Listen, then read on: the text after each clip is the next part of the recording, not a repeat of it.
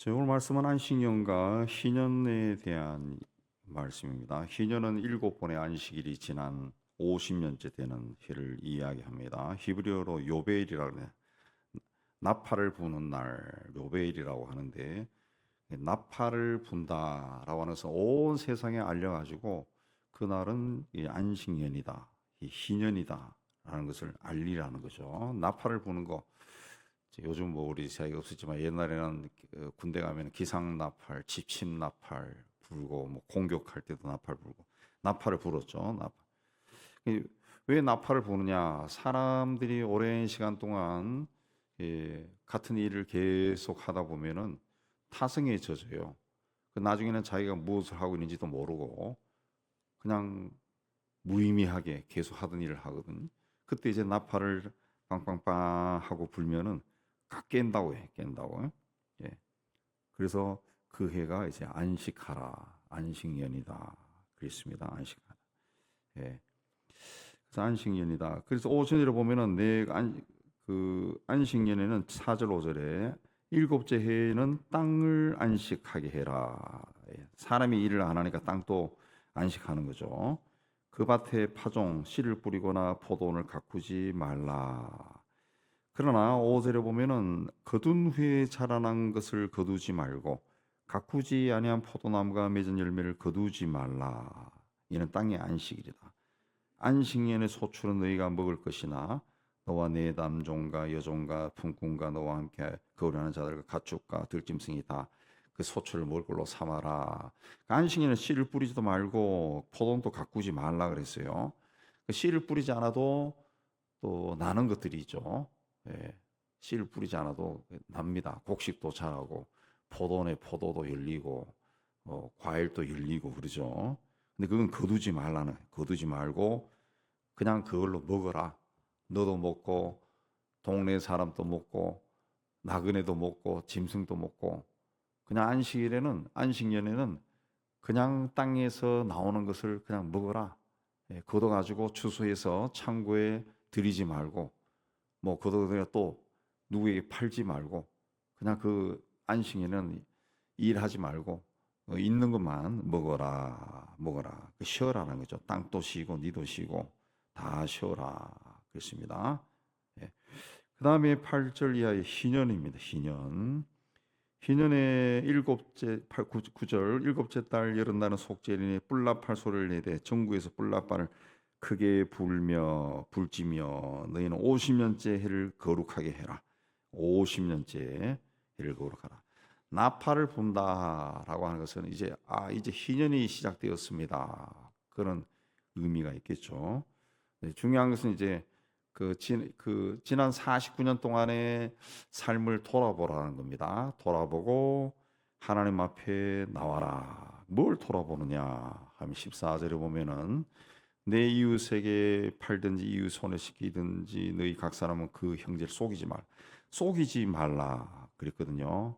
17절에도 이웃을 속이지 말고 하나님을 경외하라. 속이지 말라라고 하는 것은 정직하라는 거죠. 정직하라. 사람이 살다 보면은 자기도 모르게 속이죠. 그냥 50년 동안, 지난 49년 동안 살아오면서 거의 반세기를 살아오다 보면은 자기도 모르게 사람은 이기적인 동물이고 생존 본능이 있으니까 살기 위해 가지고 이리저리 자기도 모르게 속이고 게으르고 나태하고 뭐 이렇게 한 것들이 많을 거라는 거예요. 그게 막 실타래처럼 꼬여 있다는 거죠. 막 꼬여 있으니까 그걸 푸는 작업이 이제 희년에 하는 겁니다. 희년에. 그 제일 중요한 게 뭐냐? 회개죠, 회개. 속이지 말라.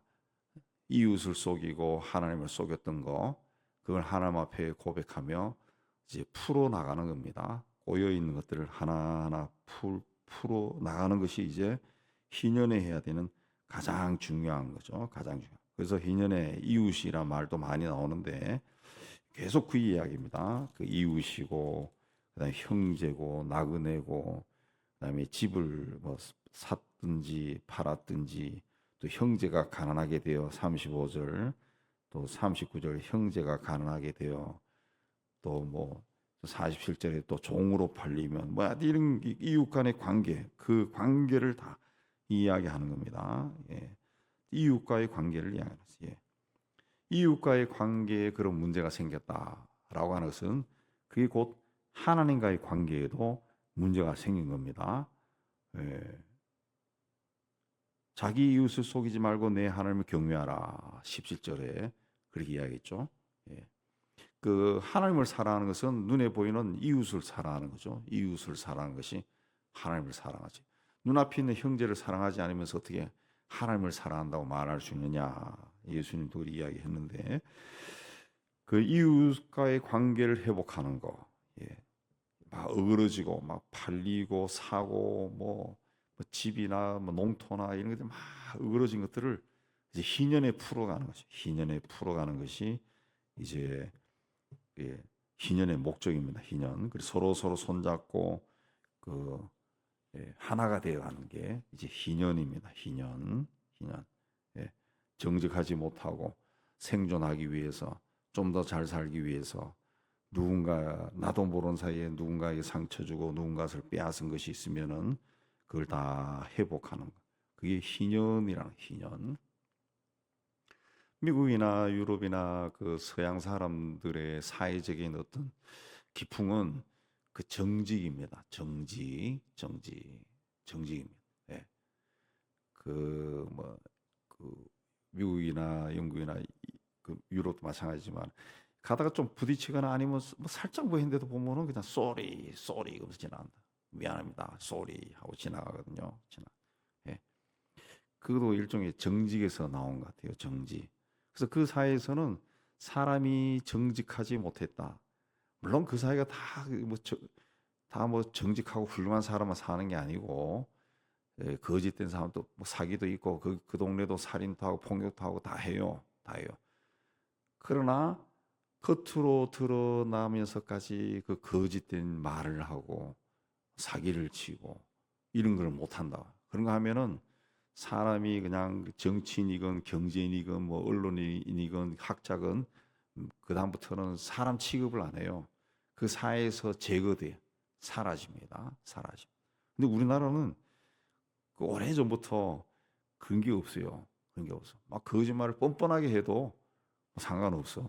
상관없고. 그러다 보니까 이 나라 자체가 그 뿌리까지 막 썩어 들어가는 겁니다. 예. 그 겉에서부터 막 뿌리까지 썩어 들어가. 이 희년이 되면은 그런 것들을 이제 하나님 앞에 고백하고 다 회복시켜 나가는 거예요. 회복시켜. 인간은 거짓말을 하게 돼 있으니까 죄의 본성이 있어서 예. 서로 이웃에게 정직한 것, 이웃에게 정직한 것이 하나님 앞에 정직해지는 겁니다. 그 속인 것을 돌이키는 거 그겁니다. 그 다음에는 또 뭡니까? 10절에도 보면은 각각 소유지로 돌아가고 가족에게로 돌아가라. 돌아가는 겁니다. 돌아간다라는 것은 이제 회복한다는 거죠. 회복한다라고 하는 것은 또 치유한다는 그런 뜻이 있습니다. 그런 뜻이 있어. 치유한다는 의미가 있죠. 그 10절에도 모든 주민을 위하여 자유를 공포하라.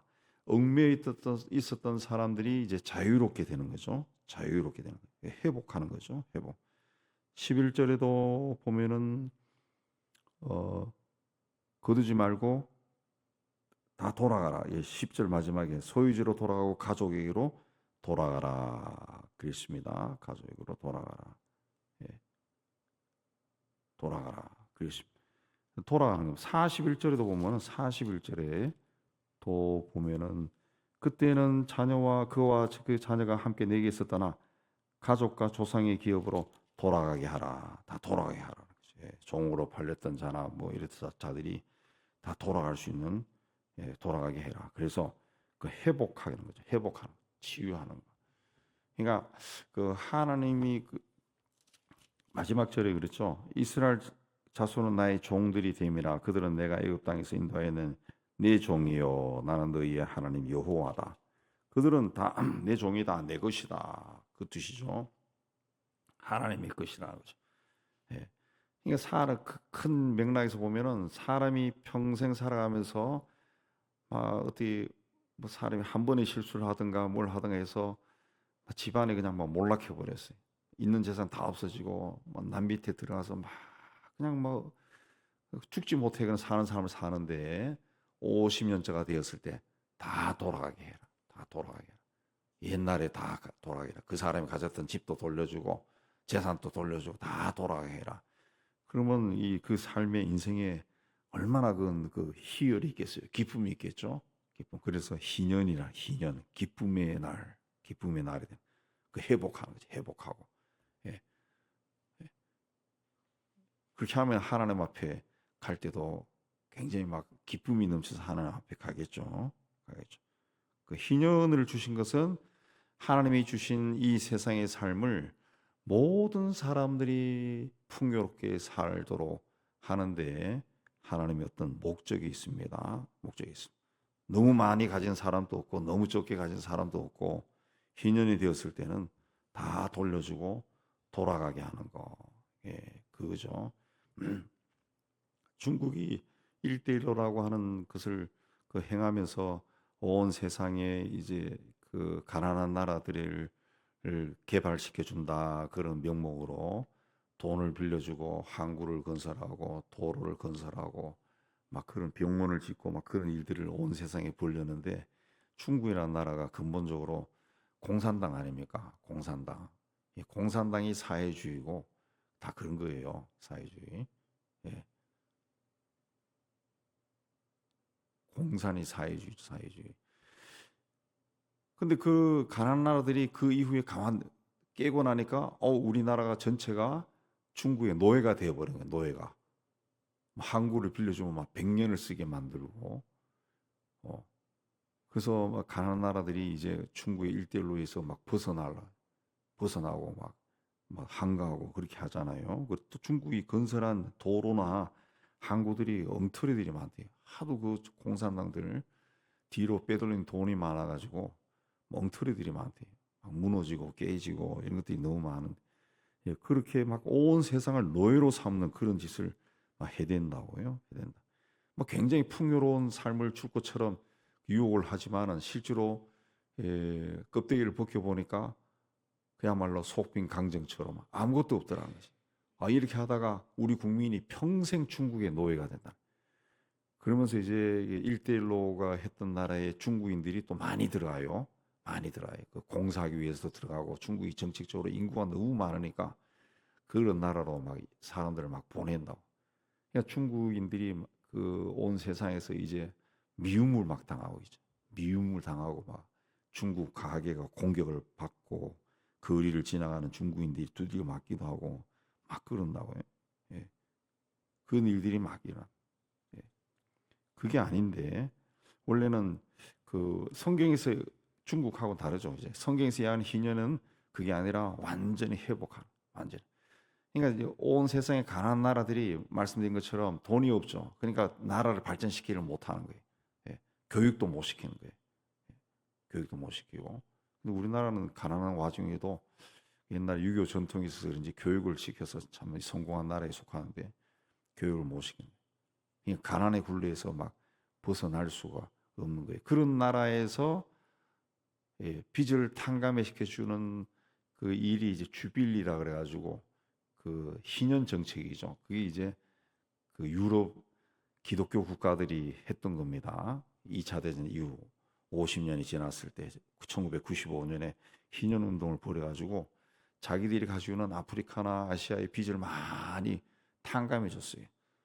그러니까 그 나라들이 막 살아나는 거예요. 중국은 탕감해 주는 게 아니라 뺏어가죠. 막 뺏어가. 그러니까 세상에 막 악을 막 전파하는 나쁜 짓을 하고 있어요. 그 회복하는 겁니다. 희년은 회복하는. 그다음에 희년이 또 몇 년에 걸쳐서 이루어지는 겁니까? 50년째 이루어지죠. 50년. 50년이라고 하는 거. 50일 그 7년이 있은 후에 다음 해가 50년 희년입니다. 희년. 그 오순절은 또 뭡니까? 오순절은 6월절 이후에 7번의 안식일이 지난 50일째 된 날이 오순절이죠. 오순절. 그럼 오순절과 희년의 50, 이 같은 의미를 가지고 있습니다. 같은 의미.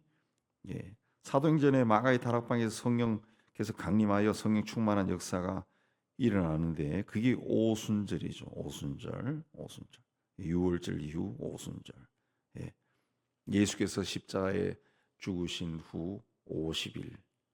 그게 오순절이죠. 성령께서 강림하신. 그러니까 희년이다라고 하는 것은 바로 성령에 의해서 회복되는 날. 하나님의 영에 의해서 회복되는 해가 희년이라는 거죠. 희년.